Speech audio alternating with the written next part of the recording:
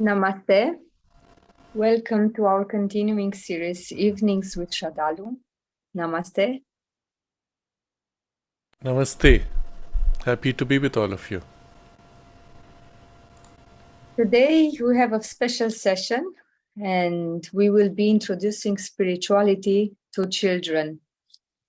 As usually, you may ask your questions during our conversation directly on our YouTube channel in the chat box, or you may send beforehand your questions at our email ID integralstudies.in@gmail.com. We will go through some questions that we received already. Revati.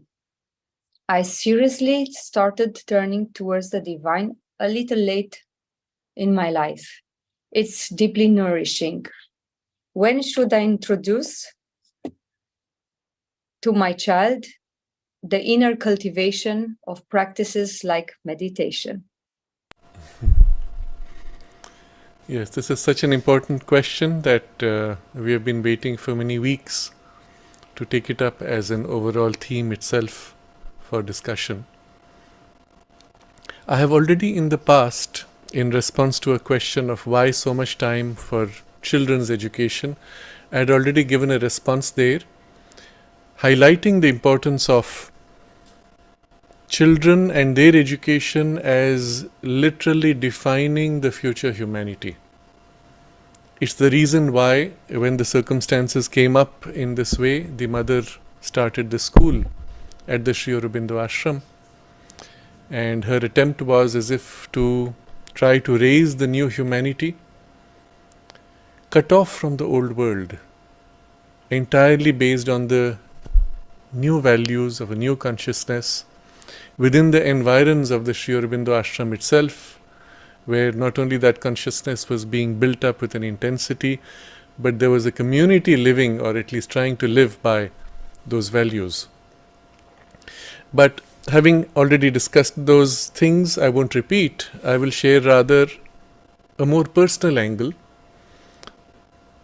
a selfish interest, so to say, that I would have for highlighting, especially here, the introduction of spirituality, meditation, and other practices to children. Because as I have repeated many times, the world circumstances today are very different, and some of it will get worse for a while at least before it gets better. But within these circumstances, which are almost entirely inimical to an awakening of a healthy spirituality, what can one do? And to invest time, energy, and resources in this, there is a specific purpose which is also selfish. That is, I would put it this way, and it should apply to all of us. When you come back in a new body after having shed this one, whenever that is, what would you like as the circumstances, as the culturing, as the spiritual nourishment that you would need in order that, having physically forgotten everything, you could recover as much as possible of all that you have gained in this lifetime? Not necessarily a physical memory, but in terms of values, in terms of culture, in terms of knowledge, experience, as a living experience. What would you like to have when you come back in a new body, in a very different world? And thinking of what you would like, what advice would you leave to the parents who will give birth to you or who will raise you, and the people around you? In what way would you like to be helped? So I'm placing this in a very selfish context, for each one of us equally selfish perhaps. To that extent it becomes then collectively selfish and therefore selfless. But think in these terms. The idea being, if all of society is largely hostile to the spirituality, what is it you would require so that your spirituality could be awakened, nourished, protected, and allowed to flower in a healthy way? Think in these terms and then see what you can transmit. So I'm putting the importance of this question in such a context. So Revati says she started turning towards the divine a little late in life. But I would also point out something important. The turning in a conscious way was perhaps late, but an innate sensitivity was already present. What is it that prevented that innate sensitivity to flower out sooner? Observe. What were the hurdles? What were the distractions? What were the even hostile influences? And what were the elements of confusion? Sometimes the element of confusion or even a reaction towards spirituality comes from something that is attempted to be taught, perhaps with good interest, with positive interest, intent, but which provokes a reaction, either in the way it is taught or in the content of what is taught. So a lot of people, for example, have a strong reaction to the religious indoctrination of God, and especially when parents try to use the concept of God as a way to manipulate children with reward, punishment, or some such combination. And it creates immediately a strong reaction. Although the content of it may have also positive elements, but this manipulation is what you're reacting to, and in the process you may want to have nothing to do with all that. That's the reaction which often causes great delay. So observe, look back, because you could not have this turning. Even though you call it late in life, you could not have this as smoothly or joyously as you have it now if you did not already have some sensitivity in the past. And so what prevented, what blocked, what distracted, etc., or distorted? Observe that. Make sure you do not repeat those things, at least with your children. Now, what those are, each one of us will have our own very interesting stories. Some of these we will briefly touch upon in soon to be next session, where we will discuss healing from damaging education. But for now, having looked at that of what not to do, observe what are the things which nourished you, what drew you, what made you feel that the spiritual contact was worthwhile, what you have described as deeply nourishing. Observe the essence of that, not the form of it. For example, it may happen to somebody. Let's take Sri Aurobindo's example. His formal turning to spirituality was when he was fighting for India's freedom. And then there was an uncle who was sick with a high fever. There's this mendicant who comes to their house asking for alms. And when he hears that there's someone who is sick, he says, bring me a glass of water, repeats a mantra, does a cross over it with a knife, gives it to them and says, make him drink it. And on drinking it, this man is cured. So Sri Aurobindo's first thought, if I can get that kind of a power to use for India's freedom, that would be worthwhile. So let me see what practices can I do. And he starts with pranayam and other things. So now you will not say, okay, because it worked for him or because such a thing happened to me. It was, I think, Amal Kiran, he bought a pair of shoes, and in the newspaper that wrapped the shoes, there was this article about Sri Aurobindo. Does not mean I'll make my child go and buy a pair of shoes and open the newspaper. I'm pushing it to the ridiculous extreme to prove a point. It's not that. It is the fact that you touched something which awakened, which had a deep resonance. And so observe. And then you notice you have a certain temperament. Your child may be similar or may be different. Observe what to his or her temperament would resonate, would provoke that kind of a vivid, deeply nourishing contact. At first, simply observe. And then certain things will begin to fall into place. As a parent, you have this intuition, that instinct, which is nature's gift, in which certain things will begin to be obvious. This way, not that way. And you will be guided. So this being a broad framework of how you would proceed, I will now go to specifics of what I might describe in a more structured way. But take it in the spirit of, let's say, indicative guidelines, and see how you have to adapt it to the context that is applicable to you. So first of all, already by this time, your child, Revati's child, will be of a certain age. So rather than addressing that specific age, I will cover a kind of a sweep of various age groups. and various types, again as indicative only. So according to the age, you will address differently. Even if the goal was to have them experience a touch of something deeper, or to understand some deeper concepts, the way you would approach it to a 5-year-old, to a 12-year-old, to an 18-year-old would be very different. And innately, you must recognize whatever you do, ultimately, it's not what you say. Maybe how you say it is more important, but even that is not it. It is the resonance you will provoke with the soul's aspiration and its values. Irrespective of what you do, if you can tap into that, get that resonating, the inner being turns with this joyous flowering of its aspiration, and it ripples through all the layers of the personality, compelling the rest of it.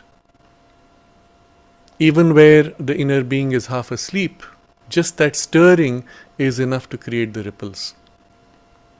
Your greatest strength, your greatest power in convincing, in awakening, in nurturing, nourishing, is this focal point, the soul, the soul's aspiration within the child.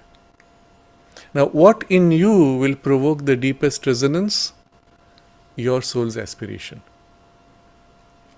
So if you really want to transmit, if you really want to help the child, you will begin with first centering yourself in your soul's aspiration as deeply as you can.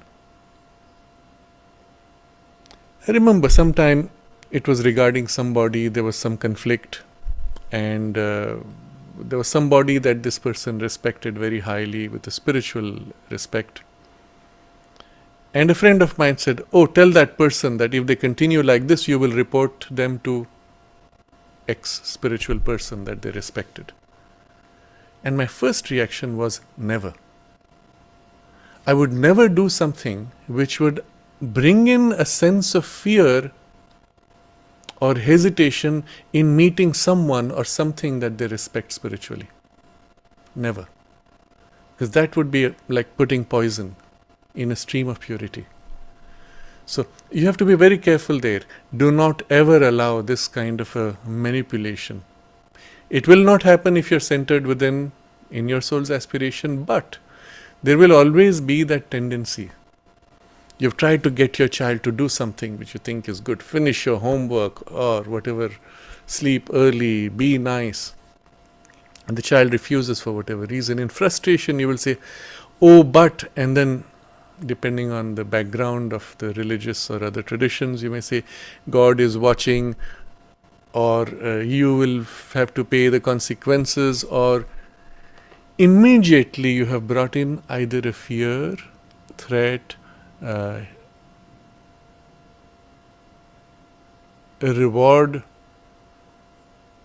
desire, values which are fundamentally contrary to the soul values.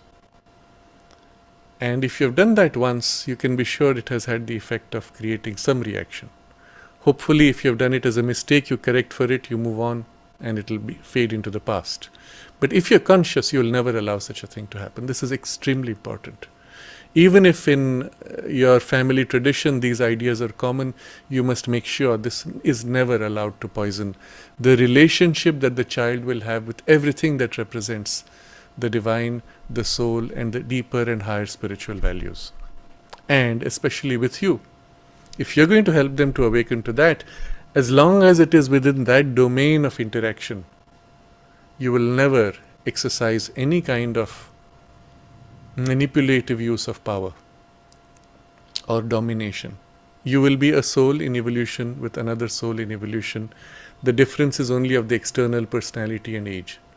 You will be equally children of the Divine Mother as long as you are at least in that interaction. Now this makes the interaction a bit complicated for a parent because you often have to play multiple roles.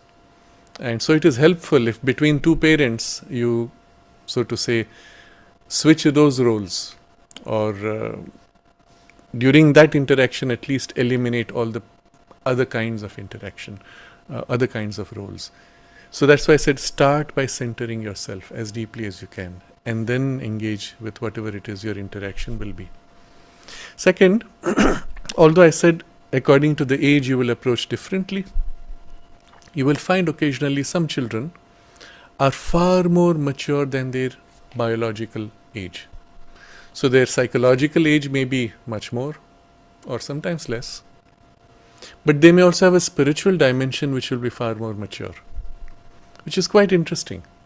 And often the two tend to be connected. When the spiritual dimension is much more mature, the personality also tends to reflect that maturity.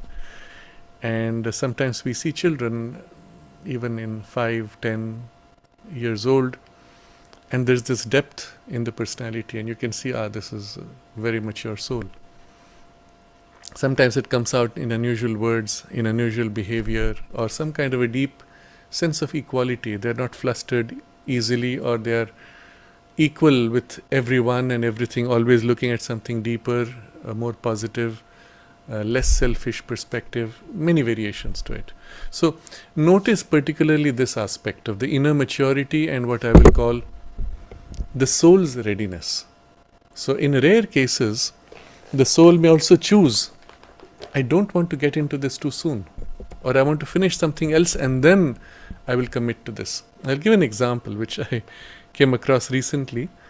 This is somebody, and I spoke to him of it recently, so I can also share this more freely.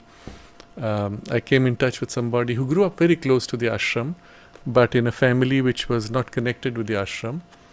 And then he said, at the age of 12, he saw in his grandfather's cupboard books of Sri Aurobindo, and among them the Life Divine. He looked at that and he said to himself, this I will study when I am 50 years old. And then he put it away. He went through the whole journey of life. Somehow circumstances pulled him back to his home. He wandered all over the world. He was pulled back. And at the age of 50, something woke up and he took these books and started reading and said, wow, this is so fascinating. I said to him, my view, that he was actually in the ashram in the previous incarnation, took birth in that family because the physical proximity to the space and the influence, but the inner being chose, the soul chose, that it wanted to develop certain aspects of its outer personality. And although the spiritual turn was always there throughout the life, its overt form in terms of a deeper commitment, consciously pursued with an exclusive focus, was kept for later, by choice. And yet, that initial, let's say, molding or influence of the spiritual values would stay, irrespective of whether it involves a total commitment of some kind or not. So, this is the part where I say, observe the soul's readiness. Necessarily, every child, and that would include all of us when we reincarnate, would want to use that period of growth also to develop all these other faculties and layers of personality, particularly layers which we could not develop in this life. It's essential, it's part of the whole point of reincarnation.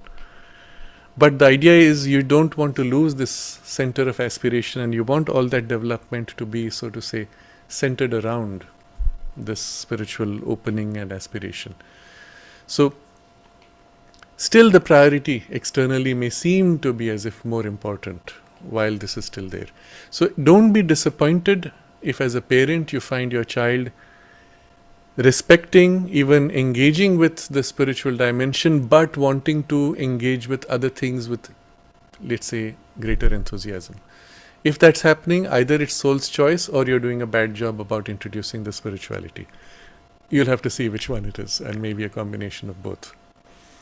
So, observe also the distractions which are pulling the child from the external education as well as the surrounding life and media and so on.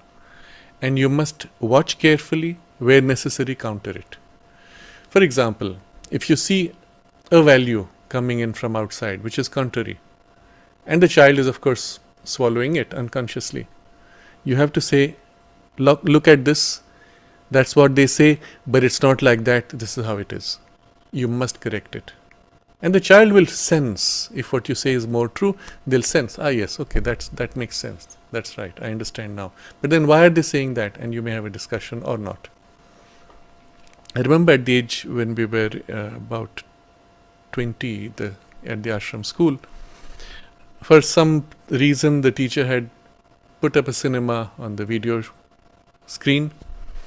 We were watching an American movie where there is this famous actor Sidney Poitier at that time, who is speaking to his father, who was a postman, and the father said, "I spent all my years while raising you, walking for hundreds of miles, working hard to earn money to give you the best education that I could afford. You owe me this much at least." That was the father's claim, and the son now, a young adult, tells the father, "Well, since you brought me into this world, it was your duty to do all that you did, and I owe you nothing." And the film message and the director's message was backing this position. And as we were watching, there were 21 of us, as we were watching this, the moment this scene, this statement was said, I cut away. It felt like a falsehood. Instinctively, I cut away. No, I'm not going to swallow this, and cut off from identification. And I looked at everyone else. The entire class, with the exception of one boy, entire class was glued, just drinking, swallowing blindly, unconsciously. There was only one boy who was shaking his head, disagreeing, but still hypnotized. And I'm giving this as an example. Maybe it's an old example, but this is just one tiny bit compared to all the junk that's coming in today. Almost everything shown in cinema today is highly commercialized for the maximization of the vital grip, to excite, to shake and move passions, and to drag you into whatever world it is required that they want you to be bound in as a consumer, as a puppet to the larger machinery. You have to speak and observe these distractions and speak, describe, and say these are our values. All this is still preliminary to the real spiritual thing. When you choose a school, observe the environment and the atmosphere. That is far more important than the standards of academic education. You can have the highest academic education with the poorest, grossest, crudest values or environment. And often this is the case with some of the elite institutions. The reference for you will be, as you walk into the school space, as you interact with the teachers, as you observe the children and their interaction with the teachers, would you love to be there? If you do, that would match the values that you want to communicate for your children. If being there you feel, no, this is something not quite comfortable, or it's not the way I want to grow, these are not the values, don't put your child there. Even if you're tempted, this is a famous school, it's an expensive school, it's renowned, it'll give higher marks, it'll have higher pass percentage, you get better job opportunities. Your child will get all that if the base is strong. The rest will follow inevitably. But if your base has been compromised, you may get a high-paying job, but you will be miserable and you will have lost your direction. So the question really is coming primarily for this purpose, that you want to inculcate and transmit the spiritual values. Do not compromise there. It's better your child grows up in, especially in the early years, in a safe, spiritually nourishing atmosphere. And then later, once the formation is complete, you can enter any domain, including a hostile domain, and you will manage your way without getting swayed. If that initial individualization phase has been done in a healthy environment and the individualization healthy enough. So this should be our immediate goal. Then do not compromise on the school education environment and atmosphere particularly, and the teachers, the quality of teachers. If you have a choice, go for a Montessori school generally, for the simple reason that it will allow this individualization in a healthy space, in a healthy way. Now, all that being said about external things, what do we do at home? Catch particularly the early formative years, when the child instinctively turns to you and wants to absorb your example. When anything you say will be accepted with full obedience, with full trust.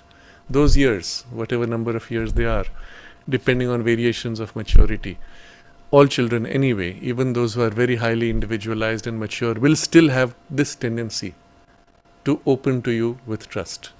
And if you have maintained that relationship of trust, you can do a lot simply by saying it, showing it, or sharing your experiences. Use that chance. Build that relationship. Deepen it. Do not make the mistake of assuming that all the values will come in school. No, they won't. You will have to give that time. And it ideally both parents. But even if one does, that's good enough to begin with. Then, as you interact, observe carefully the temperament of the child. And then learn to adjust in your content, in your interaction to that. Now, in these guidelines, I have summarized a lot of the content we have discussed in going back 10 or 15 sessions where we have discussed education, early years, raising, etc. But all this is a quick summary. Now, 3 things we'll discuss: methods by which you will transmit those values, what are the perspectives you will transmit, and third will be what practices. Now, the tendency for most people will be to go straight to the practices. Okay, breathe like this, concentrate like this, do this or that, repeat that mantra. That's not going to work. If it does work, it's fortuitous, but it's not the best way. The most important thing you must recognize is the mechanism of transmission and the values you transmit, and upon that the practices would have meaning. For example, you make them repeat a mantra, do this prayer every day. They will do it. Because somewhere inside there is this idea, oh yes, they sense intuitively, this will be good for me. And every child has this feeling that there is some power behind the scenes, and if I can feel something good doing this, perhaps it will give me the good luck that I need. But implicit in all this will be, I do this for the benefit that I get. You have missed a major part of the spiritual education, which is why you're doing it. So let's look at these things in sequence of priority first. What are the methods you will use for transmitting, and based on age and based on maturity? One of the most powerful will be narration of stories. Stories from the Mahabharata, stories of heroism, idealism, selflessness, soul values, stories of growth, self-control, self-mastery. In all these, the child spontaneously, instinctively turns to the highest values and identifies with it, especially if those are the values of the hero or heroine, the protagonist of the story. So, if you don't find good stories, make up your own story. Sometimes, when the child is very small, you can give the protagonist the name of your child. So, you name your child as the hero, and this child now going and doing this, which helps for the identification enormously. And you describe the passages of danger and how he holds courage, calls for the divine helps, makes a prayer, and becomes selfless in his effort, and so on. By describing those qualities, the child is experiencing them as evoked by identifying with the character. So something which will never happen in physical life, where you enter a danger zone, you enter a dark forest, someone is in danger, you want to help, you are afraid, you overcome your fear, you pray, you ask for help. If your value at that point is to transmit a mantra, which is a mantra of protection, of strength, of courage, well then your protagonist now repeats that mantra or calls this name, whatever it is. And all this will be just soaked in. Always it should point to some higher value, something ideal, and that will be the reference for the rest of the child's life. Be very careful about the importance of this. The child is young, maybe 3-4 years old, but it is at these ages when the child's soul identifies with this ideal and catches it, and it stays for life. In fact, what happens generally is the soul's ideal, what the soul aspires for, when those things come up, the soul resonates and it comes forward and imprints itself in the surface personality. You may say, because I heard the story, I caught the ideal. Actually, because the ideal was seated within, it came forward to catch and imprint in the personality. So I've already discussed the method of narration for immersion. I won't repeat. You have to be the example as far as possible for whatever you want the child to be able to do. But starting with example of yourself, you show better examples from history or ideal examples from history, mythology, or imagination. What doesn't matter. But the example is one of the most powerful means. The child will say, ah, yes, like that. And then you will use methods of interaction. As the child grows older, you will interact. You will do things together. Let's say you do asanas, you do exercises together. The child sees you doing every day a pranayama or your Surya Namaskar. And instinctively, the child will want to do with you. Let them. And then you show them how to do it correctly. Teach them, while you do this movement, you breathe in. While you do that, you breathe out. Maybe they've already observed. Now you make it more explicit and tell them the benefits of this. As you breathe in, when you bend forward in the Surya Namaskar, you feel the pressure here, you feel the stretch there, and observe what it does. It squeezes these organs, it makes this part of the body stronger, it improves your health in that way. So by starting with you as an example which the child wants to imitate, you have a possibility of enormous communication of content. But these are real life interactions, real life experiences upon which you can build a lot. When you have discussions, touch the emotions depending on age, touch the inspiration and intuition, and that can go quite at a young age also, and make it more rational as they grow older. So it demands, of course, a lot on your part. Where you don't have an answer, which will be often the case for certain very complex questions the child may ask, you say, good question, I'm not sure how to answer that, although I know what's right, but I need to give you an answer that will be for you rational. And so let's see if we can figure out together. So either you go through a discussion process, or you say, let's ask X, or let's look up Y, text, book, video, whatever it is. But the goal is to work together to find an answer where you don't have it yourself. You don't have to be a know-all. You just have to feel what's right and say, look, to me instinctively, intuitively, this thing feels right, but I can't quite articulate in a logical way.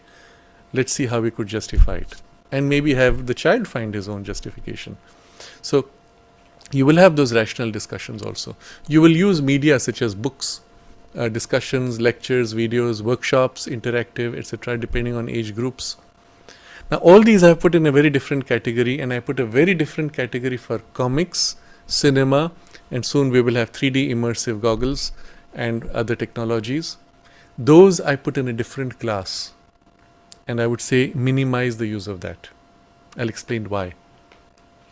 When I narrate a story, either reading from a book or narrating, the child's mind is creating his own visuals. When we have a discussion, the child has to think, interact, etc. Even in a lecture. But the moment you go into comics, cinema, or 3D immersive, the images are given to you with their associated vibrations. Why is this important? Because it's not so much the picture, it's the vibration behind which you're going to catch and be hooked to. Now, very topically, just now there is a cinema which has just been released in India, which is a remake of the Ramayana. There's a very strong power of the Bollywood industry which wants to ram it down and make it profitable. And in fact, they took up the Ramayana because they just found that that was one theme which would probably make it successful.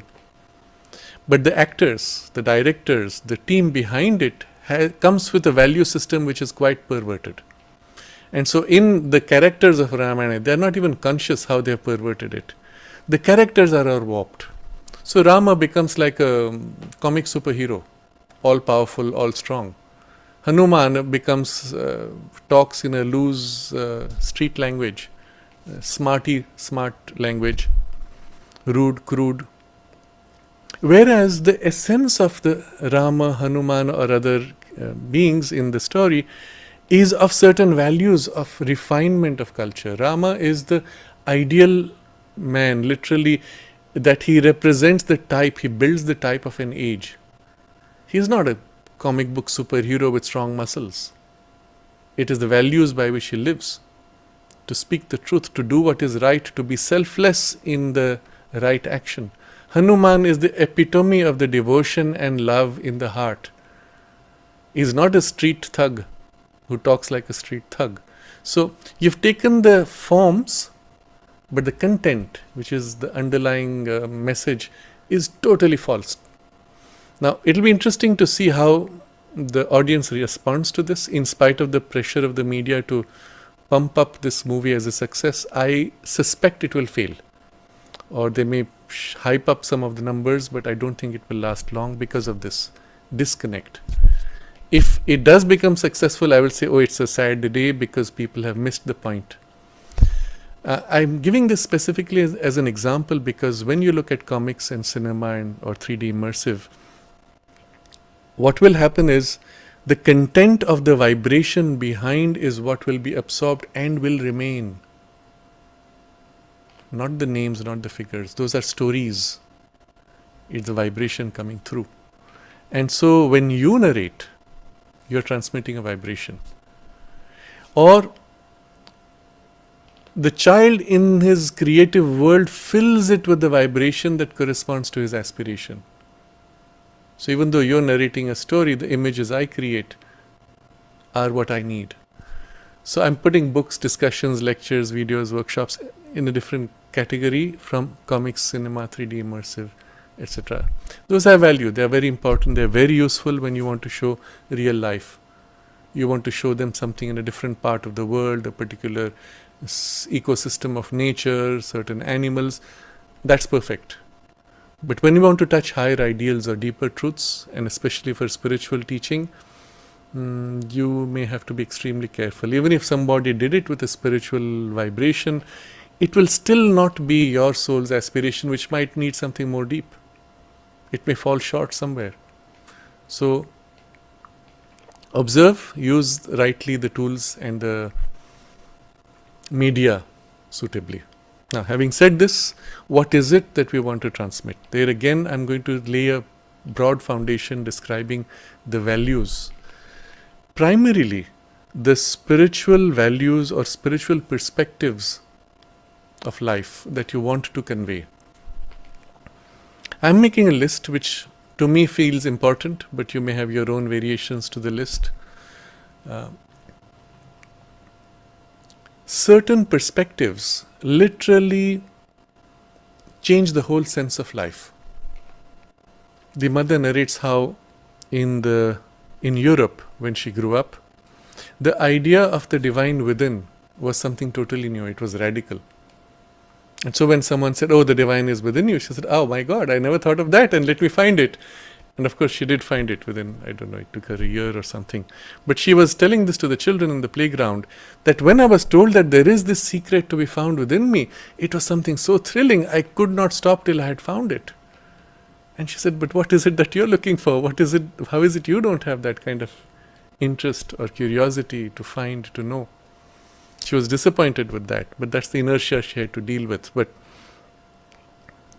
there are certain seed ideas like this, which may not be present in the society in which you grow up, or they may be, but still you may want to convey them explicitly and with clarity. So what are some of these? And I'm going to make a list of what I consider important. All of these can be introduced at a very early age, literally from the point the child is able to communicate with you. But you'll do it in different ways at different ages. More rationally when the reason pops up, more emotionally or intuitively when it is the heart opening, not yet the reason is not yet formed, or at a still earlier level in the identity that you feel with the child or the child feels with you. You speak and the words don't matter so much, but what is put behind the words is felt and caught immediately. So, first, most important idea, that the divine is within you. And then that the divine is also above you in a vast embrace of the whole universe. And the third, the divine is everywhere in the universe as a presence, conscious. These three things in that order for me would be most important. And this can be said in so many words. You say God, maybe the idea, because God will correspond with a lot of religious connotations, so you may use a vocabulary, or in your own native language you may say Bhagavan, whatever form it is, but make this idea always the basis for everything else. Whether you repeat this multiple times or not, in your mind at least it will be a reference for everything else. Next, the recognition that you chose to take birth. It's not an accident. That you are growing, you as a soul are growing across lives. In an evolution, you have worked for many, many lives before to come to this point, and this life is extremely important, and after this you will continue the work of your growth. What is that growth? What is that purpose in this life? That you will know, you already know deep inside. So, critical idea, you are not here by chance. Life is not by chance. You are not born by chance. You didn't come to us as parents by chance. You see, in the West, that's something for me which was always very traumatic as a child when I heard that in the West they said this. The child asks the parents, where did I come from? And the parents say, the stork brought you. And this is traumatic to a child. Because the stork flying, and they have a picture carrying the baby in this cloth bag, could have dropped me into any house. I might have been in the neighbor's house or in those parents. Oh my God, it's traumatic, and I'm here by chance. Are these really the parents I want? Not very helpful. But if you say, we prayed for a child who will be the most wonderful, who will love the divine, who will serve humanity, who will do something beautiful, who will grow to fulfill whatever she chooses to be the best of her aspiration. Whatever it is, we prayed for a special soul, and you came to us, or the divine gave you to us. That builds the spiritual bond with the child. And if you say this early enough when the child is really small, it seals that spiritual relationship. If you have not had a chance to say it yet, well, do say it whenever they are older, when you get the right chance. And there will be occasions where you will have a closer, more personal time. And if you don't have that happening, well, make for that time. You have to cut time out from your busy schedule and their busy schedule to be alone together, where there is no cell phone and no television and nothing to distract. And if that does not happen, create an opportunity like this. So this evening, this weekend, all of us will be together. It's your birthday, it's your birthday eve, whatever occasion, or it's this special sacred day. And so today we will do just this. We will be together, we will share something deep, personal. And you start by telling the child, he's older, you say, we have never told you this, but this is how it is, this is how we felt, and this is how you are, you're very precious to us, and say it in so many words. Build this as your spiritual bond. And in that sense, you can even, again, as they're older, you can explicitly state, we are equally children of the Divine Mother. You're our child, you're our gift from the Divine Mother, and we will grow with you, you will grow with us. Maybe we have advantages in some other areas, there are other areas where you will teach us. But make your relationship with the children on this basis. So, you're not here by chance. The stork didn't bring you. The divine gave you to us because we aspired, we called, we asked for you, or someone like you. Okay? And therefore, your life has a purpose. And what that purpose is, in this incarnation, you chose to take birth. You came to us because you felt something special here. And that's the line in which you have to grow. Everything else will be around this. This will be the center of it. And say it in so many words. Next, because the children now having this aspiration, being conscious of this, they still feel pulls and pushes. You make them conscious. We are made of all this machinery, all these layers. Depending on the age, you will talk about your 3 layers, kosha, as we say in the yoga. The body, physical body, vital body, mental body, and explain how these things work. And each of these layers has its own tendencies, and each has its own strengths and limitations. Observe what you find is not so developed, work to develop it. When you see somebody else able to do something better, you say, wow, what can I learn from that? Can I also do that? Not necessarily exactly the same way, but at least grow in that direction. And so then the whole point of this life, and especially of this early stage of your life, is to learn, to grow, to evolve with every opportunity that comes your way. And so this is a very powerful message. There is nothing that you cannot use as an opportunity to somehow learn or grow in some way. And the distinction between growth and evolution, you see, in growth, okay, you developed a skill, a capacity, you grew. But in evolution, you actually shift in grade, in quality of consciousness. So all of these things should be said explicitly. Vocabulary will vary according to age. And I don't think it's very difficult even to say at a very young age of 6, 7, 8 that you see how the difference of grade of consciousness between, let's say, animals that they know, dogs, and us. You see, they have all the feelings we have. They even sense and know, but they cannot speak like us. They cannot rationally think out. There's an instinctive reason, but they cannot rationally think out the way we play with logic. You see this gap. That's the only thing which differs. Okay, all the rest, they have the same complex emotions, in fact. They suffer the same ways as us. And from this, there is a higher grade to come, where even your capacity to know and the consciousness in which you will live will be of a still higher grade.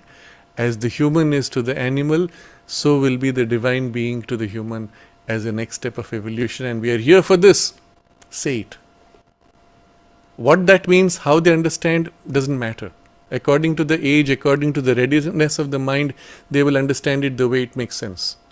As they grow older, that understanding will be revised, as it happened for all of us, isn't it? So, but say it. You must give life a clear sense of higher, deeper, long-term purpose as a continuity of prior lives and into next lives. And they must know that we are all in the same game. So, you're younger than me, I'm your parent, but I'm in the same game. I'm going through the same issues. We have different problems, but the same growth, the same purpose of growth. So, knowing that there are multiple parts in us, we understand that these parts need to be developed, they need to be integrated and aligned around who we truly are deep within. Again, this needs to be said. Who you are is none of these things. Your thoughts, your emotions, your body, your name, your family lineage, all that is acquired. It's not you. What you are is deep within as the center around which all this falls into place and makes sense. You forget the center, all these fall apart and get into conflict. Say it, explain it.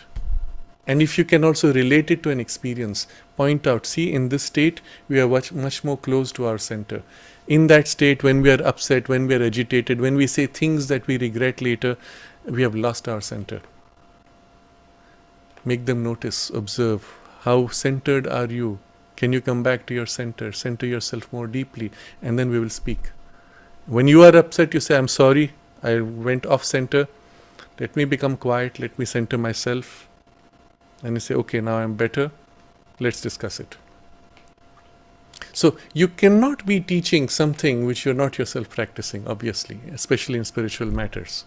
Information is irrelevant here. Experience is what we're looking for. Now, all this being like a base in terms of values that you want to communicate, there's still a couple more that I will come to. Within these are values which are closer to the moral, ethical, etc. Now, I won't dismiss these. Morality and ethics, yes, they're all very important. But in the spiritual context, they acquire a different, higher grade of sense. And so I'm going to touch upon some of these, what kinds of values.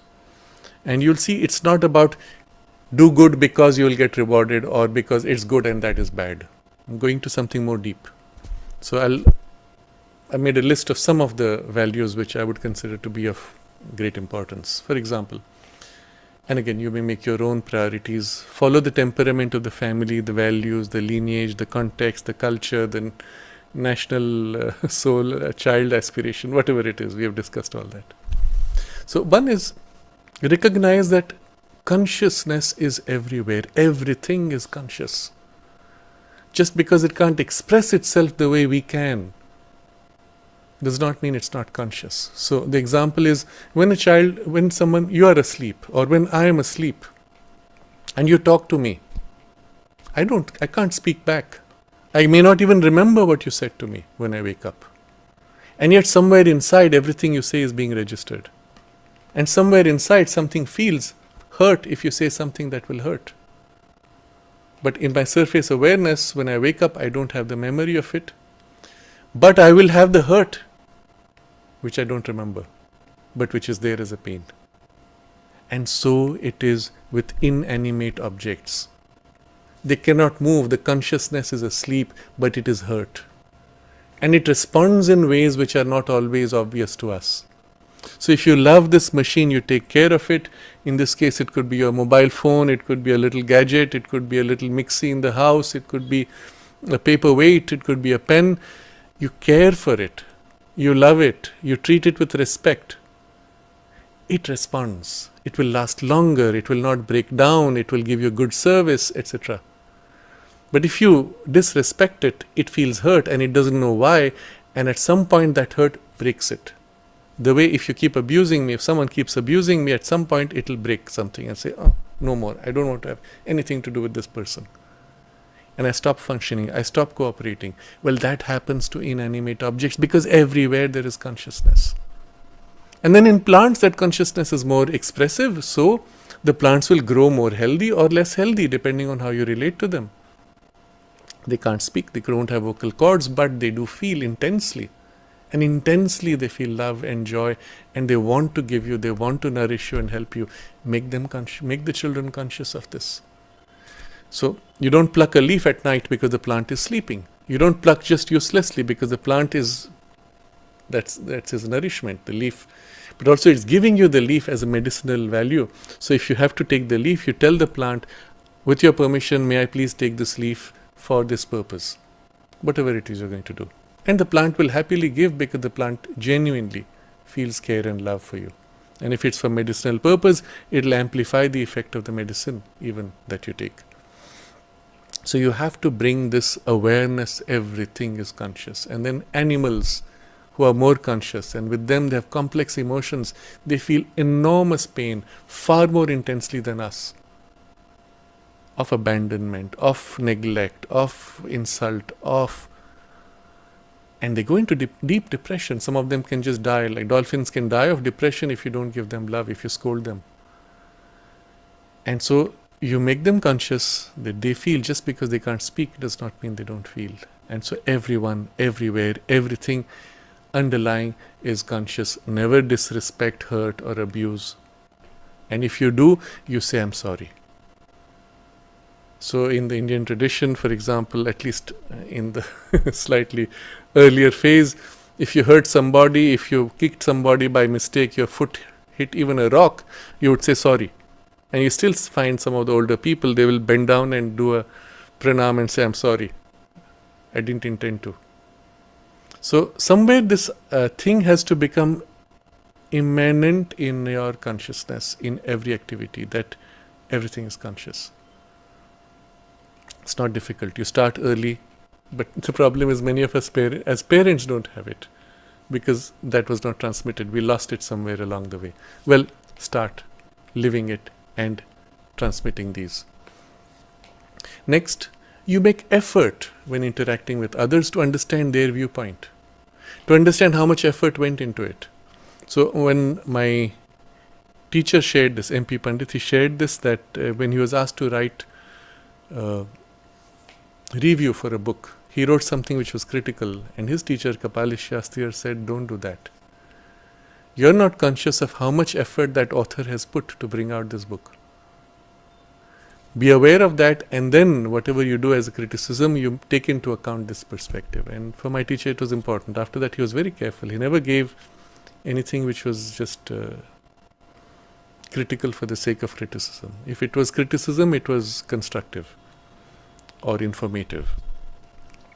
And so you make effort consciously when somebody says something, does something, or they have a different viewpoint. You try to understand why, what is it they're coming from, and recognize the effort that has gone into whatever it is they do. And this training yourself to try to see, feel, know from someone else's perspective can be done very early on.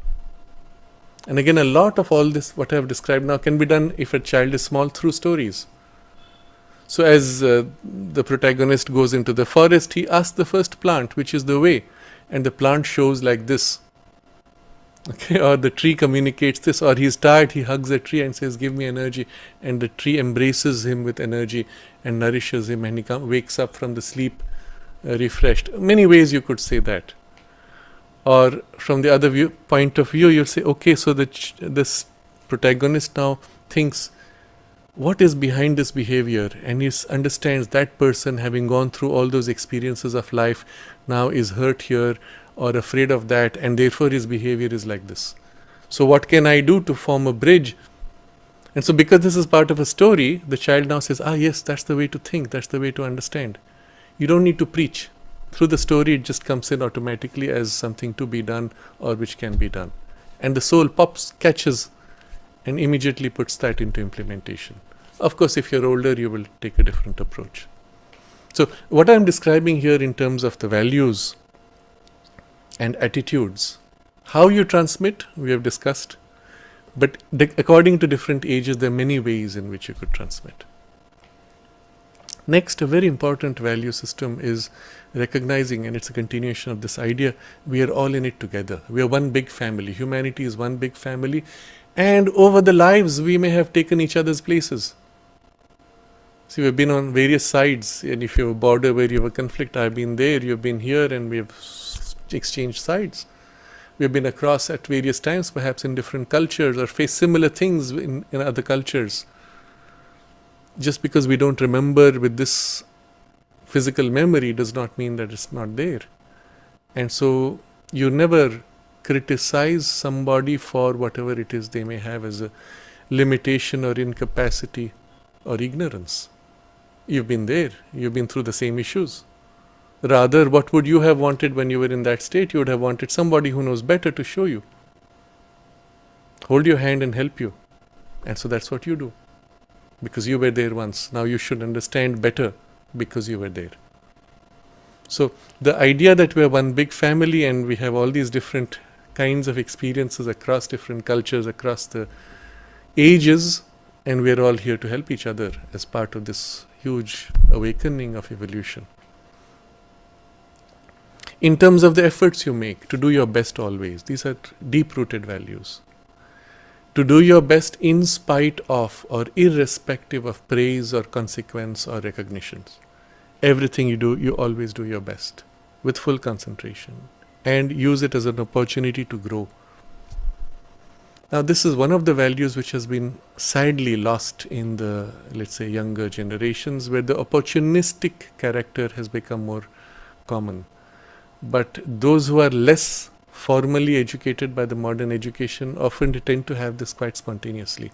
And to the child, automatically there's a resonance with this value that always you do your best. Given the limitations of time, energy, or other circumstances, within what's possible, you always do your best.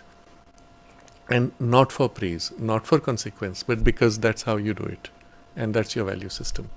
So, also recognize with all this, I have put a one-sided view that you do your part. But what happens when you deal with others who don't share those values? So you also explain that not everyone shares these values. There are those who are still half asleep, who are still living for narrow self-interest. They will outgrow it at some point, but right now it is this, and you must know how to interact and protect yourself when needed. So there are two words I use, and while we would say that to children, I'm going to say all of this applies to all of us as adults also, that we have to learn.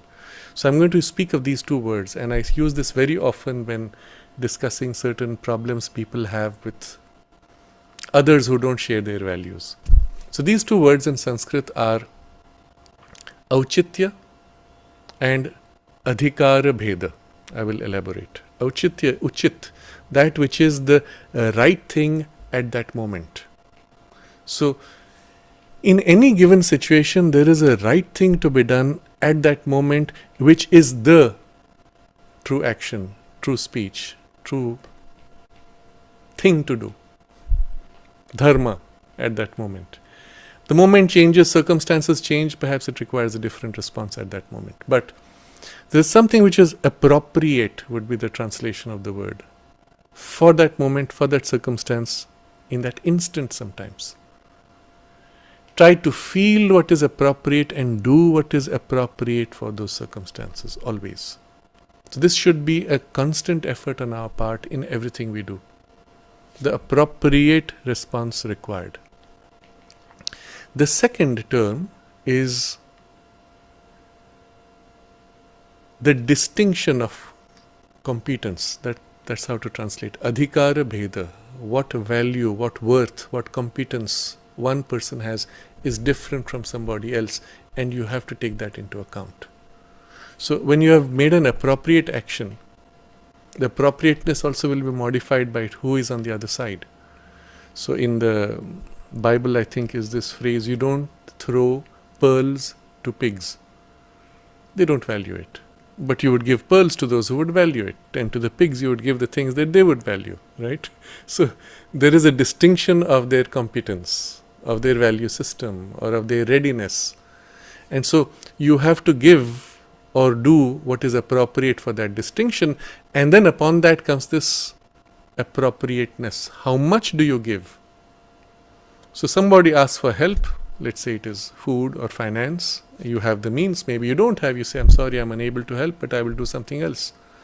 But when you can, you say, all right, you want this. Now, depending on the temperament and the need, you will say, but is that all, or do you need that? He says, yes, I need that, but I don't dare to ask you. Okay, I give you that. Maybe I can afford. Or you realize, even if you give him what he asks for, it is going to be misused, then you give less than what he asks for. That's the appropriateness. Sometimes you will give more than they ask for, sometimes you give less than he asks for, sometimes you give exactly what is asked for. And that comes from that appropriateness of action and the particular balance of the competence or worthiness of the situation or the person. Now, these are two terms one has to always review and learn to find the right balance. And this is a lifetime journey. For many of us who tend to be too idealistic, we make lots of mistakes and learn the hard way. But once we begin to be conscious that there is such a thing, we start making an effort, and we are helped always. So a right moment to find the right. So all of this is about giving. In terms of balance of give and take, there's a right moment and there's a right action.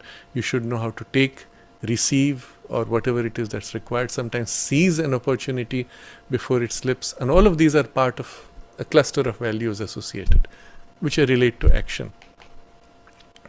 And then another very important value system that you will have to bring, which is part of the spiritual context, is in all this, when you don't know what to do, what do you refer to? Textbook, it will fail you. Person, sometimes helpful, sometimes not. But within you is a presence, a divine presence, and a deeper knowing. And it's not always explicit. It does not always come with ideas or words or even specific form of action. But when you refer a particular action that you want to do, you will feel comfortable or uncomfortable. You will feel right or wrong. And deep inside, very deep. And you learn to refer to that. That within you is always the true knowledge held, not always explicit. But you will know when it feels right or wrong.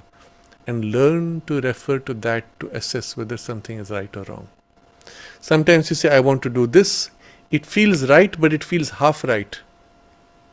Then you need to change, adjust something. Maybe adjust the form of the action, or maybe adjust the attitude of the action. I'm doing it in disgust or in anger or in upset. I need to change that. I'll still do that action, but now with an equality or with a compassion. So you will try to feel what is it that's feeling uncomfortable and correct. So this reference to the inner as your absolute measure, ultimate measure, and all else, reason, etc., are there to assist. But they can't give you a finality. They can't give you a certitude as this can. This needs to be said. And this can be said very early on. You observe what you did.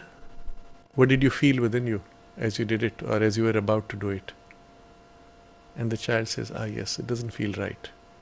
You say, okay, never betray that feel. That will always tell you what's right, what's wrong. Learn to trust, but learn to listen to it, refer to it every time that you have to do something.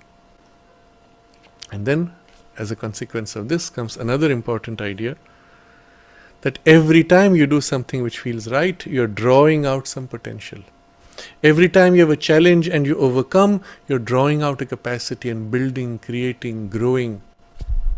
So, this key idea here is, within you, like in a seed, the whole tree is held. All your capacity, all the potential that you will become one day, or you could be one day, is held like a seed. And you give the analogy of a seed. You see the seed, you plant it, and then after 20 years there's a big tree. The seed actually holds that big tree. Not just that tree, but an infinite variations of the tree. But the essential quality of the tree is held. So you are right now, as a child, a seed. What will you grow to be depends on how you nourish, how you grow, how you develop your full scope of potential. So recognize that already within you the capacity is there, and each time you overcome some difficulty, each time you make a little bit of effort, you're drawing from an inner strength and growing by drawing out the strength. So key ideas from this come: whenever you don't know what to do, whenever you feel a situation demands more than you can, turn within to draw the knowledge, strength, compassion, love, whatever is required, creativity. And drawing from there, as you make it explicit and give form, you grow. You begin to flower like the tree. So this idea of the inner potential already within you is extremely important. But as you're doing all this, you're not alone. There is a higher power. There are higher powers, even deities, divine beings who look to the earth and say, well, who's ready? Who's awake? Whom can we help? And unfortunately, most people are half asleep. So in India, there is this very interesting occasion which is called Mahashivaratri. It is the great night of Lord Shiva. And the story as it is narrated, and it's very useful for children, is that Shiva and Parvati in that night, because it's the night, they are going all over the world saying, who is awake? So it's the Purnima, it's the full moon night, and it's Kojagiri, who is awake. The name of the Purnima is Kojagiri. And so who's awake? Who's awake? And they're looking around, and most people are asleep. Now people take it literally. They try to stay awake the night. The idea is not so much that. It's about the awakening of the aspiration. And this idea is there, and you need to bring it that up there's a whole new world waiting to manifest with extraordinary possibilities. What today is compared to 1,000 years ago is barely a millionth of what can happen in terms of not only inner consciousness but external growth. But that world is waiting, not receiving enough people who are awake. Everybody is busy doing their own thing, having forgotten that there's something more beautiful waiting to manifest. So if you turn in aspiration and ask for the help, you are given by those powers, but they won't give you help to do what the junk that's being done from the past. They will give you help to create something more beautiful, more true, more real, more complete, which corresponds to the values of the higher world. So, ask for help, but for something where you commit yourself to a higher purpose, not just repeating or doing some silly, foolish thing. There also you could ask for help when needed, but always ask for help. And according to the height of your aspiration and ideal and purpose is the power of the help that can come to you. And of course, you have many stories for these things and so on. So the idea that not only you are not alone, not only the divine is there, but there are active beings who are there whose job it is to help us, help human evolution. And they're looking for people who they could help. So all this is, as you can see, quite comprehensive, and each of these ideas are life-changing. And I've packed them all together over the years in steps, bit by bit. You may unpack them, reveal, share, discuss, let them mature as ideas.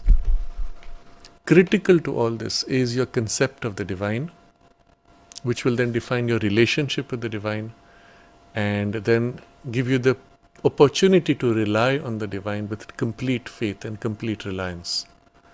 Now, this I will not go into. We had a whole discussion about this probably in the series from number 82 onward. There's one session which is titled, I think, Concept of the Divine, if I recall right. But I've discussed that in great detail, so I won't go into this.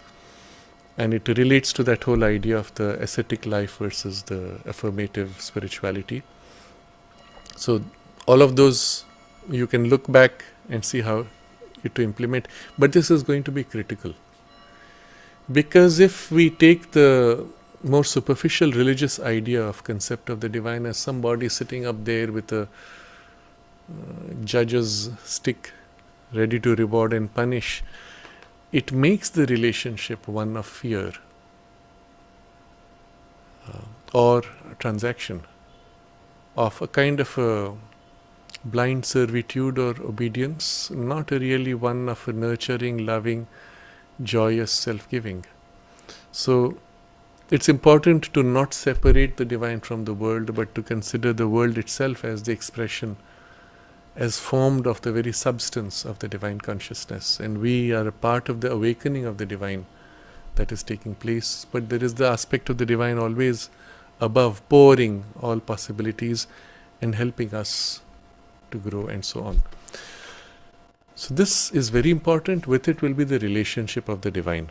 Now, I'm going to come to something very specific and narrow to those who are devotees of Sri Aurobindo and the Mother, but you could generalize it to any context where the form in which you worship the divine is specific to either the child's aspiration or your family tradition. But always recognize it's not the same thing. As I mentioned last time, there are specific aspects which are deities. And they are aspects. And they are known to be aspects. When you worship an aspect, it's fine. But you realize it's an aspect. When you conceive of the divine as the source, the origin, the one, but with a different name, but it's still the one, that's a different story. Then you can use different names and you say, yes, my family worships Vishnu, someone else worships Shiva, someone else worships Divine Mother as Durga or Mahakali or Lakshmi or whatever. But you could again reduce that to your mind's conception or view that as an entry point to something wider. So somebody says Virgin Mary. Yes, you could have the historical one or the Divine Mother, and that's a different Virgin Mary. Or you could say Lakshmi as the one who gives wealth. Yes, or there's Mahalakshmi, which is the very plenitude and opulence and plenty, the power of plenty in which the divine pours out.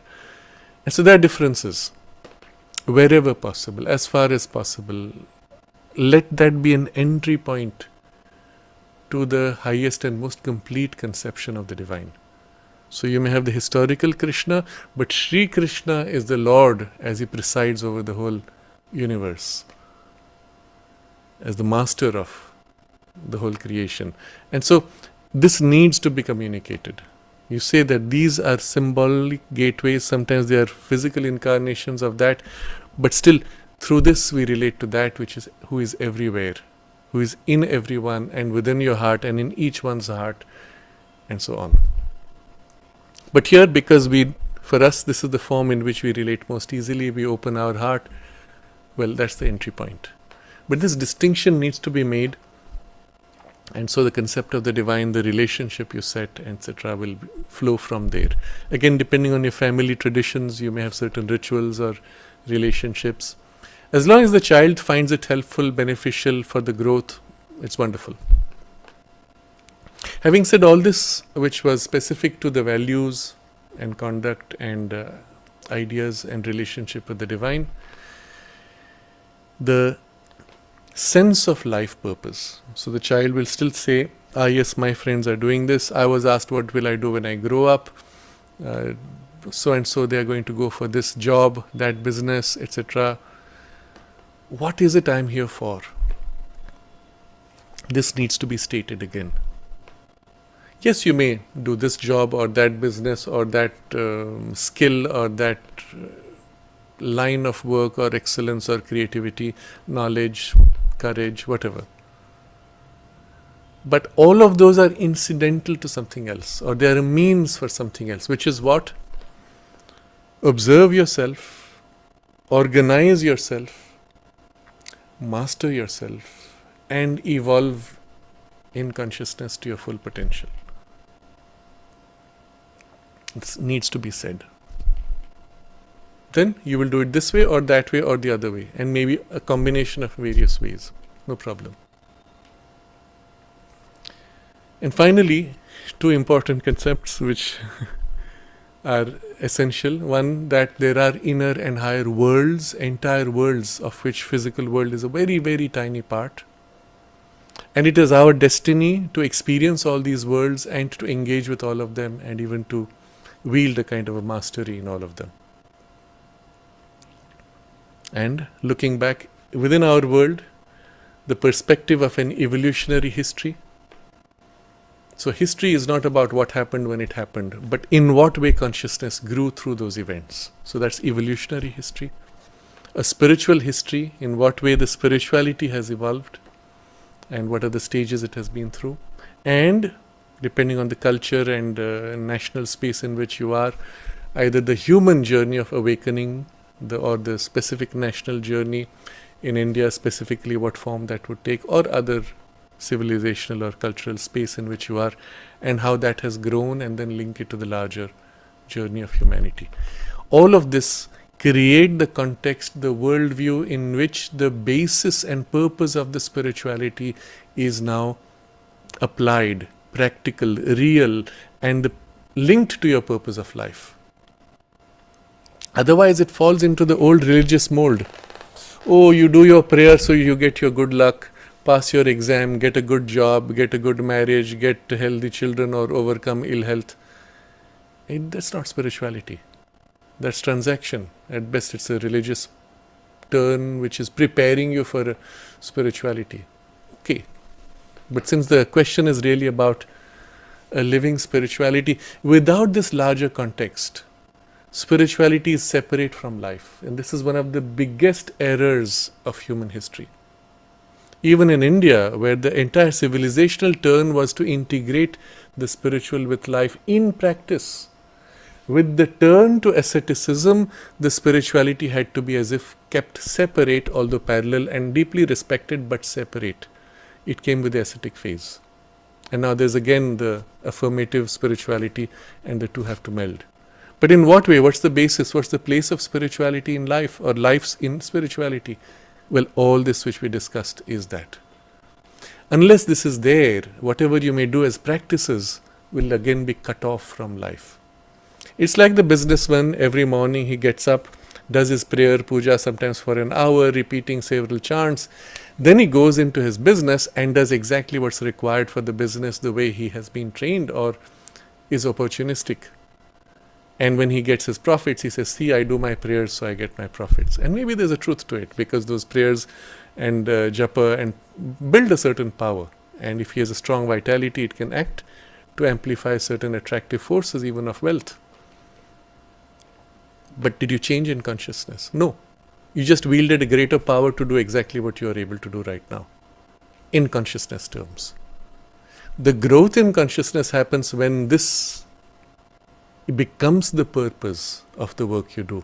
The work you do becomes the means for the growth. Isn't it? And so all that I have discussed now, in my view, will be far more important than the actual form of practices. Having said that, now that you've understood, maybe you will start with 1/10 of what I discussed. Start with small steps. But start. And set this context. And then the practices will have meaning. And so now I come to the practices themselves, which is perhaps for you the most important, but for me will be the culmination of this background. You see, the perspective of life will come first. The form in which you put into practice to accelerate is what now we look at. As a child, the familiarity with the presence by exposure will be most important. So, a little baby in arms you hold in a state of prayer or meditation, and the child is then drawn into the meditative state. As they grow slightly older, you're doing your prayer, concentration, meditation, let them sit with you. Tell them, you sit as long as you like. After a while, if you need to go, you can go quietly, but receive all that you can and stay in that. You say it. What they may do is up to them. But if they feel you, if they feel the presence, if they feel the atmosphere, they'll be drawn in. One example comes to mind. There was a child who was, at the age of 5, they would say, all right, let's all meditate. And the parents, family would close their eyes and meditate. Having done their thing, in 2 minutes, it's over, they open their eyes, the child is still in meditation. He would stay on for as long as he wanted. He was doing the real thing. For them, it was just, meditate, close your eyes, daydream for a while, repeat your prayer, go away. He actually got into it, did it, so he stayed much longer. And that also happens. It depends on the maturity. But that familiarity with the presence will be your most important thing, because having felt that presence, you don't need to say later, oh, within you there is the presence. Oh, I know, of course it's there. You just remind me, yes, of course, that's what you're speaking of. But if you have not felt it and someone says, oh, within you there's a presence, they don't get it. So it happened in our school. When I was teaching, that must be now 15, 20 years ago, there was this, sometimes I would speak just like that in passing, say something. So the idea was there, the seeds were there. And one day this girl comes. She was sick the last time, so she missed a class. She said, I wanted to come to the class. I was so eager, but I was in fever and I couldn't come. So I prayed and I prayed and I prayed to get well, but I didn't get well. So, here's a very subtle point. If you might lose faith. So I said, when you were praying like this, that was in the surface part of you. The real prayer, the most direct, is behind that. There's a part which is very quiet. And that's where you feel. And as I was speaking, I shifted myself. And I watched her. And she became quiet. Her consciousness turned in. And then suddenly her face bloomed. And she said, oh, it feels so good. And that's it. The point of contact was made. She knew. It must have been at the age of 11, I think. Oh, it feels so good. And the whole face lit up. That's it. So simple. But you catch that moment and give that nudge. But if the familiarity is there, you can just say, yes, just become very quiet. Behind your emotions, you can feel it. What is that it? It's familiar. And when I know it, when I find it, I know it. That's it. So that familiarity from as early on as you can. In the house, there's a presence. Or you have a prayer space where there's a presence. Second, as you describe experiences, use a vocabulary which conveys the experience and not jargon. I had one teacher from a school with whatever influence of Sri Aurobindo.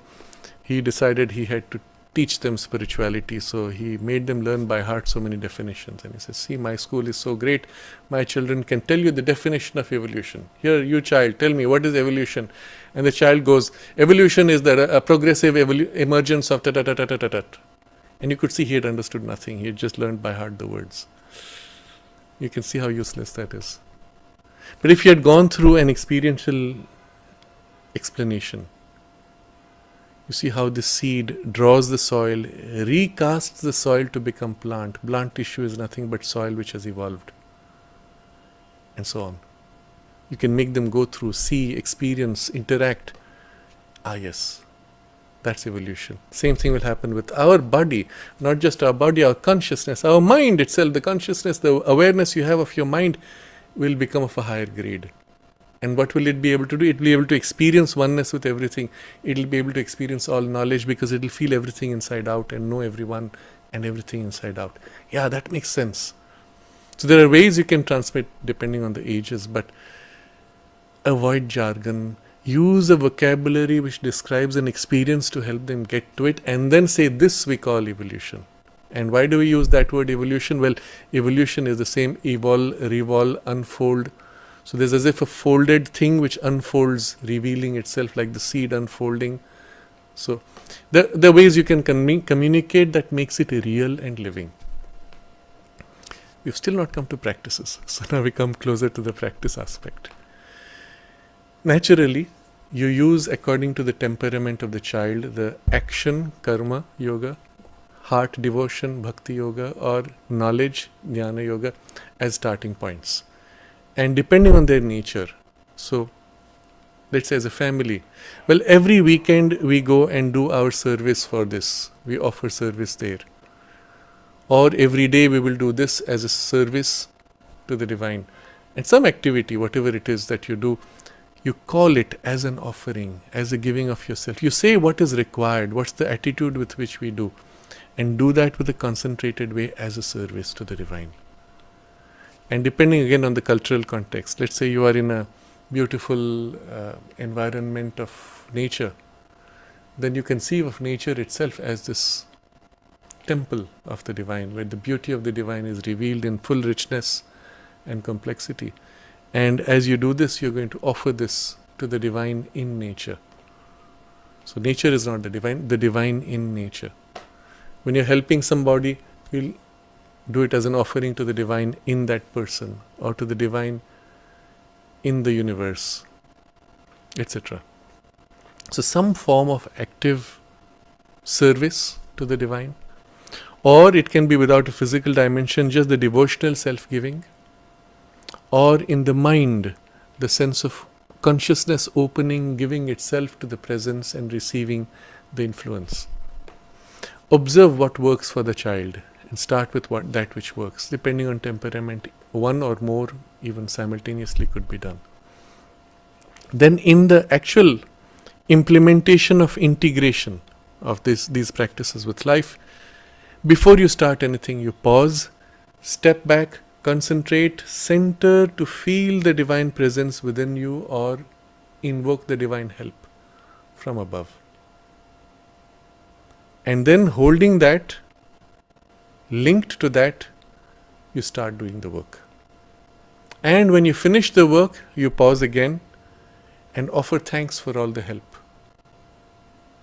And offer the work you have done and say, this is yours. As a practice, start and end with this brief concentration, and you say what you do during the concentration, and you do it yourself. The result is that the child feels the help, feels the benefit, feels the result. And the days when he has done without concentration, you notice, and the days you did with concentration, you notice the difference. The evidence, the experience leads to this. And you can say, if you think others are going to laugh at you, you can do it quietly. You don't have to even close your eyes. With eyes open, you center yourself, concentrate, feel, connect, invoke. Then you turn and fully immerse in the activity and flow with it. If you feel at that moment you're too tense, you do it before. So let's say you're going to do some performance, some gymnastic. At that point you need to be fully concentrated. Before you go at home, you sit, concentrate, ask for the help. Then you go and do. When you come home, you sit, concentrate, offer, thanks, etc. This practice, initiated early on because they feel the result, becomes the basis automatically for so many more things to open out. So this key of concentration before and after, even if it's done at home and the work itself done elsewhere, no problem. But make that a very important starting point. From this now you extend to sit in deeper concentration, deeper immersion, and this becomes the meditation. So now we will enter in that concentration and enjoy that immersion. With full immersion in the presence, or the love, or the joy, or the gratitude, or the self-giving, and deepening it until it completely encompasses you. And that's your meditation. As they grow older, you may become more explicit in what is done, or as a child you say it, this is what you do, and then in whatever way they do, as they are older you will speak of how that can be deepened. But now the essence of meditation has begun. And we will describe it in terms of, let's say, 4 things you could do. You could do any one of those 4, or do all of those, or any combination of those. So first, you open yourself to the divine. You've already got your concept of the divine, which was discussed. Without that, the divine is not this little person, little object with this photo in front of you. It is much more. And depending on your temperament, it is the divine as the Lord, or divine as the Mother, whichever, or simply divine as a indescribable presence or joy or love, whatever you feel. So first movement is opening yourself to the divine. So you feel the divine with that opening. And then you give yourself, here, take me. Third, you receive what the divine fills you with. Fill me with your love, with your light, with your joy, with your peace. And you say this explicitly. Ask to be filled with whatever you need. You need knowledge, will open and ask for the light and the knowledge to fill you. And literally the divine force will work to increase your brain cells and neuronal connections to make you capable of the greater knowledge which comes. But that will come irrespective of this anyway. But it will actually amplify your intelligence. We had a discussion last time about the Gayatri Mantra for the receiving of knowledge. With or without mantra, directly focusing on this. You are in distress. You need to be soothed by peace, by love. Well, ask for that peace and love. But first you must open yourself, otherwise you cannot receive. You must give yourself before you can receive fully. You can still receive, but my cup is small, so I open and I get a little bit of peace. But if I open and give myself, then it's as if I widen out to that to which I give myself. Now the peace that comes is vast, deep, intense, permanent. And this, so opening, giving yourself, receiving, and then the fourth, losing yourself in the immersion. Now you feel the peace, you feel the joy, you feel the love, or just the presence, indescribable, doesn't matter, and you forget yourself in it, as if dissolving into it. And again, this is effective if you have got the background that we are only a part of the divine consciousness, so to say the tail end, the tip of infinite consciousness, never really separate. And so losing our littleness into that vast, we grow, we are lifted, we are changed, we are transformed. So all of this makes sense because that background is there, but then the experience itself is the evidence. And to different degrees, these 4, one or more of these, or in combination, in sequence, the child will experience. You describe it and say, we'll just do this and stay in this and enjoy it. Sometimes you may ask, what did it feel like? Sometimes the child will spontaneously say. Sometimes you'll see it on the face, in their behavior, in their changed state. It's good enough. So this would be really, in essence, the meditation. Now to this you could give many forms. You could say, yes, repeat this mantra, now sit like this, do this prayer, do this ritual. They're all good, they're all useful perhaps. Sometimes they help to create an external focus when you do an external ritual. But it would have value if these 4 components are part of it. Otherwise you'd be doing a mechanical thing and your mind would be elsewhere. If you do it with this feeling, you can do an external ritual also and with this feeling. So, for example, when I had to travel with some people who were used to going to temple for specific things, they buy flowers because that's the thing to do. I was not particular. If they gave me the flowers, I would do it. If not, I would say, I don't need flower. I am myself the flower. So I go there, I give myself. And I would tell them the reason. The flowers you're giving are symbolic of your own consciousness which you're offering. So either you do it symbolically or you do it in your own way. You give yourself. That's it. And maybe there you have that deity which is your favorite form or your preferred temple. But remember, that's a gateway to the one who is all. And so when you give yourself, you concentrate here, but through this you open to the one, etc. You can nudge, if you're in a tight ritualistic framework in the family tradition, use these as entry points to something deeper. And then practices wise, I'm going to add one more dimension, which will relate to a discussion about other worlds and other possibilities. Now, depending on how much you know, otherwise you may share videos or texts in which describe these things.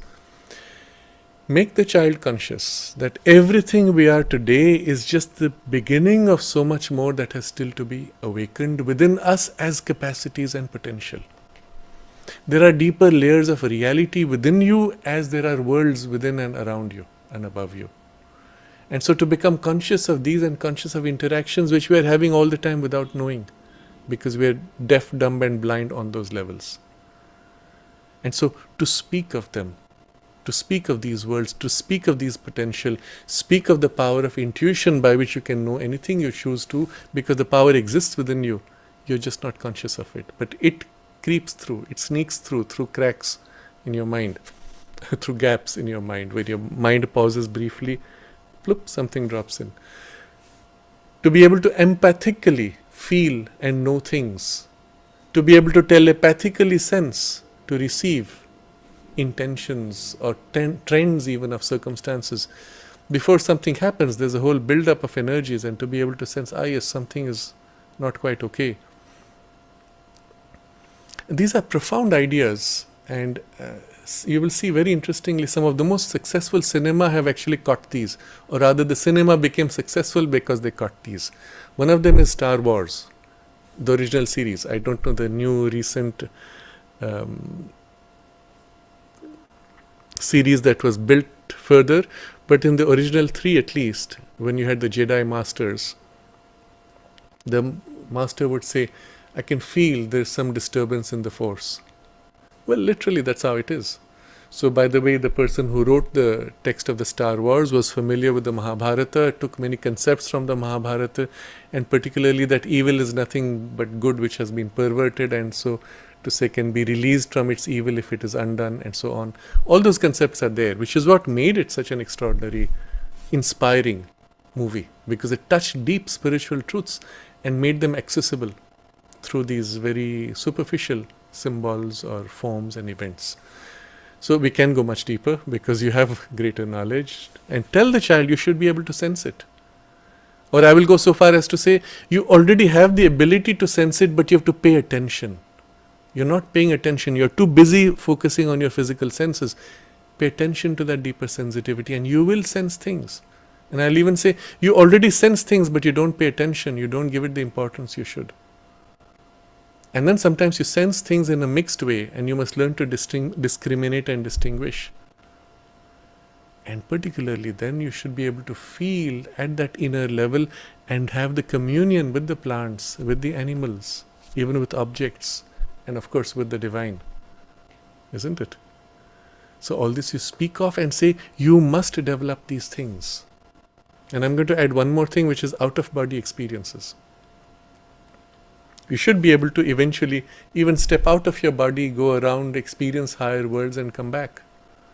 Eventually, in your body, opening to the higher realms, you should be able to perceive or interact, engage with them while being in the body.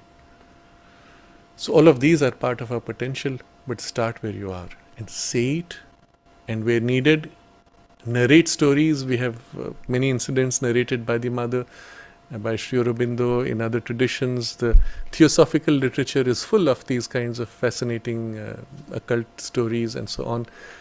Draw upon all these to the extent needed. Again, depending on the temperament of the child, but through these you open to the underlying deeper ranges of reality. And don't stop with the superficial appearance. You get them to begin to value the experiences and perceptions they already have, the dreams they have. Tell them you can be conscious in your dream. You can recall your dreams, develop the awareness as you sleep till the point you wake up. Build continuity of awareness. All this you should say, can be done, should be done. And then you also put it into practice and tell them, how did it work for you? Last night I was able to do this. How are you doing? Why not start sharing? So now all this, if you see, is a very large scope to a very simple question. How do I introduce the spirituality to the child? Inner cultivation practices like meditation. I've taken it to a much broader scope because as I said, just a mere practice would be a very superficial and narrow goal, but you open the whole world.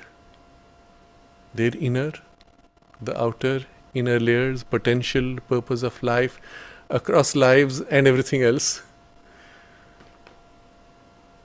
How much, what sequence, let it happen. If the child has already grown a little bit, start from wherever it is, engage. If the child is very small, well, do it very early on, through stories and through other experiences.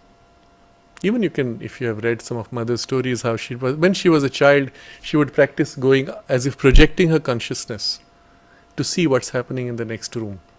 So her brother was working, I think, he had his own workshop, and she was sick at that time in the bed, so she couldn't get up. So she said, I want to know what he's doing. So she visualized the whole thing and projected her consciousness and tried to sense what he was doing, see it, and then checked with him. Was it correct what I sensed? Just that as a story, as a child having done it, the child says, yes, I should be able to do it, and will start trying. I used to try some of these things because I had read them or heard them from the talks of my teacher MP Pandit. But one of the things which I learned from him, or I heard in one of the talks, you should be able to quiet your mind, he said. And we were in the school in the age 10, 11, 12, I think. And we had every morning the music, and most children close their eyes, daydream, because that's what the teachers are doing. And I was daydreaming. And one day I said, why am I doing this? Why not I use this for some better use? I should be able to stop my thoughts. So I started practicing this to stop thoughts. I found it so fascinating, and I kept doing it until I got to a point where I could stop my thoughts for 15 seconds, 20 seconds, half a minute, and then it was too strenuous. Of course, that's one way to do which is strenuous. There are better ways, but you could do that at that age because your mind is just beginning to grow, and you can catch that, ride the growth and develop faculties as you grow, isn't it? But you must have been told these things. You should be able to stop your thoughts and hold your mind completely silent without a thought. How long can you do it? Let's see. So, tap this potential as early as you can, nourish, and then let it flower out in whatever way natural. I hope I've given an answer which is complete enough. Maybe it's too complex, but when you review it, review and make notes, and then see what you can implement. And finally, let the child be your guide. As you begin to interact, you will be surprised at how quickly the child catches these things and even leads you and engages you. I'll take a quick look at the chat box. So Anupam is... wait.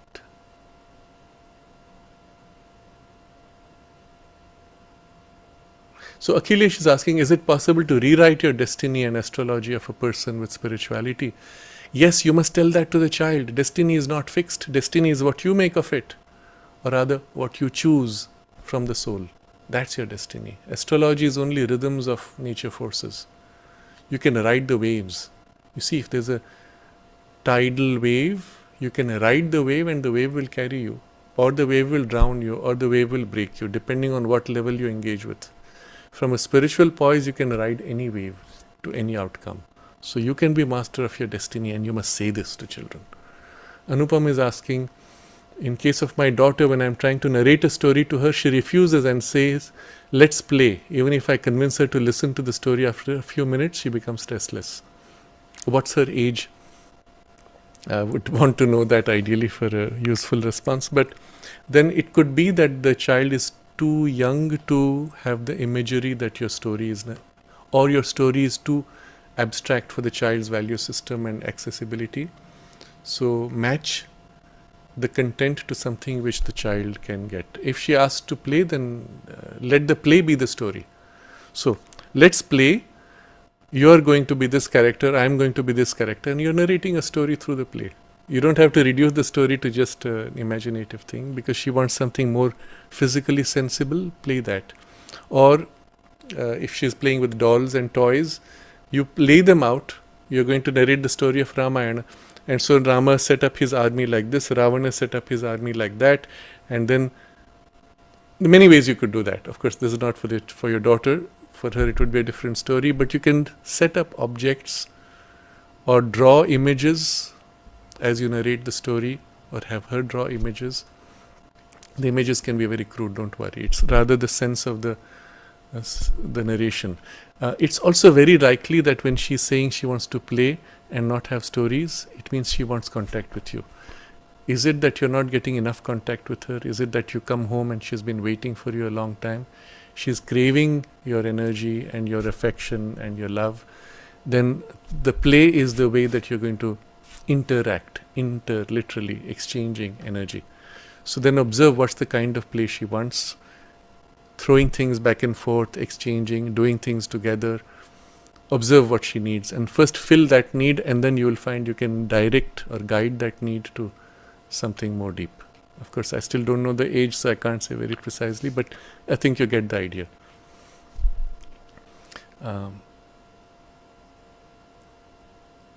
Michael says many of these aspects apply to horses, like children, something to play, to pray for. I'm not sure I got this. That you could apply in your training of horses the same principles. Yes, if that's what I have understood correctly, yes, that is true.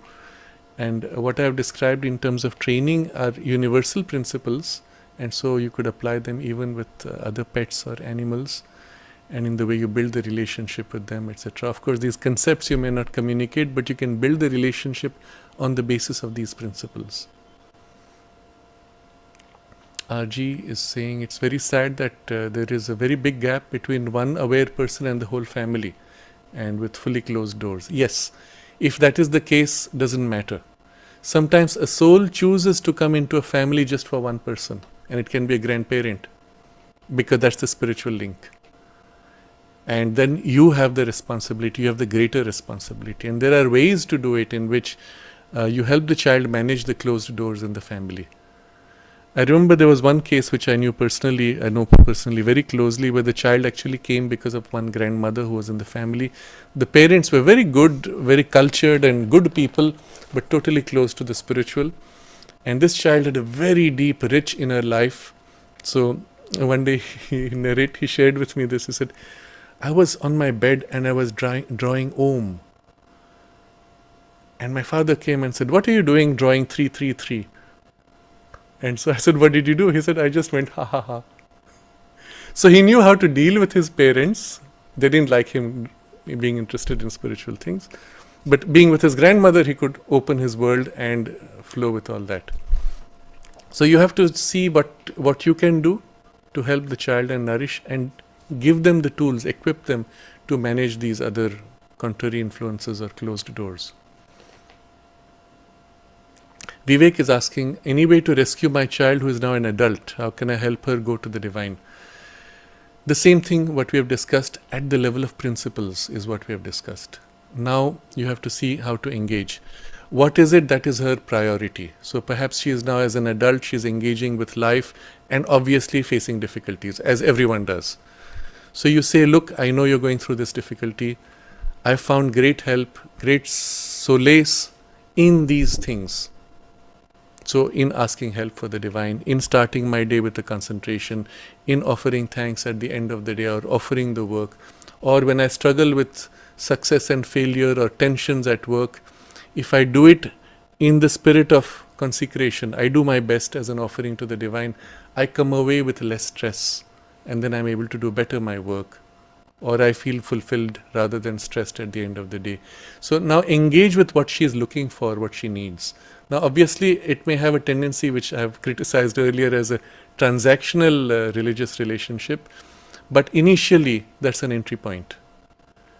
From that you realize it's such a joy to be in that state of immersion, and then you choose to grow in that much more. But initially you start by a transaction where you feel the help, and that's how you're going to build the relationship and the familiarity with the presence. So whereas a child you didn't need transaction to become familiar with the presence, as an adult you may need that, or take them to a space where they feel peaceful, and so on. But observe carefully what the child needs, what your daughter as an adult now needs, and then see where you can find a point of contact, where a practice or an opening to an experience can become the starting point. Anupam says 6-year-old child, yes. Dhruval is asking how to know the divine will, how to take any decision when we're not conscious of the divine in ourselves. Okay. I'll put it in the context of the present discussion, because the child may ask the same question. I don't feel very clearly, I don't know. And I put it in the context of this discussion, not a broader context. So, when you are going to take a decision, first become conscious of the aspiration within you that you have, even if you don't have the direct awareness of the divine presence. In the aspiration that you have, the love that you have, the joy of relating and self-giving to the divine that you feel, or the closeness and intimacy that you feel with the divine or the divine mother, come to that center, hold that. From there, feel the presence to whatever extent. Maybe you don't feel anything, but you just feel that joy of depth of contact. Fine, stay with that. Or feel the presence. And then, place before you the problem. From this perspective, when you look at the problem, often it will be obvious what you need to do. Sometimes it will say, it doesn't matter what I do. But the state in which you are is what matters. So I can do it with anxiety, I can do it with pain, I can do it with anger. Or in this state where I am fulfilled, I can still do the same thing. No pain, no anger, no anxiety. The state, not the action, is important. Sometimes the action, this feels wrong, that feels right. So from that poise, you look at the situation, it will be obvious what you need to do. And so it will be the same with children. You say, when you're about to do something wrong, you will feel somewhere within you a deep discomfort. And when you know you're doing right, even if everybody criticizes you for it, somewhere inside you know, I will not regret this. Deep, not superficially, deep inside. And then you know that's the right thing to do. And this applies to all of us, even as adults, isn't it? So, I would still suggest you review, because it's very multi-layered and multi-dimensional.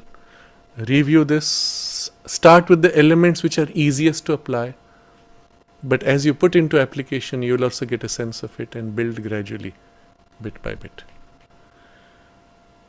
So there we are, and now we apply these principles to ourselves. What will you say to yourself? What's the guideline, what's the advice you would give to yourself? Think about that.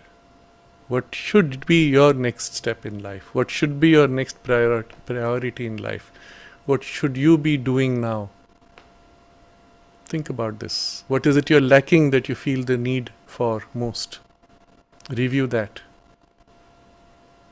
And then take one tiny step in that direction. I don't have time, but I can take 2 minutes for this thing which I need, which I feel most important now. Make those 2 minutes and slot it in the morning routine if you can. You have your shower, you put on your clothes, you sit down and do that thing which is for you the thing missing or the most important thing you need to do. Do it even if it's for 2 minutes. End of the day you might be too tired, but this is one time you can always slot it in. Put it as a routine, and that's one way to force yourself. And then the rest of the day, if you have done this even a little bit, the rest of the day you'll feel the benefit of it. And so you'll want to do it more often, maybe repeat or reconnect to that concentration, whatever form it takes. So let's take a moment, all of us, to remain in this concentration, in this aspiration, and think of how you're going to reshape or what little step you're going to take in your life and align yourself to this.